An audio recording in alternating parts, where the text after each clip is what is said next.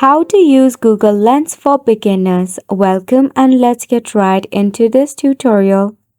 In the search bar of your Google Chrome, you will see there is a lens type of icon next to your microphone icon.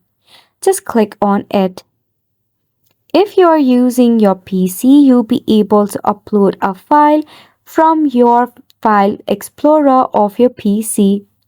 By just uploading the file, you will be able to find out details, answers, or information about the item that you want to search for.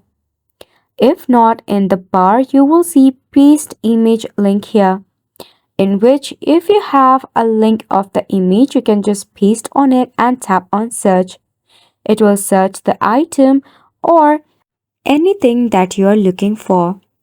However, if you are using your mobile device and you want to know how it works, it is pretty much same. You can upload the photos from your mobile device as well as click a live picture. That is, you can even ask Google answers for some queries or it will help you to find out the item that you're looking for. And it's a wrap for the video as well. Thank you so much for tuning in.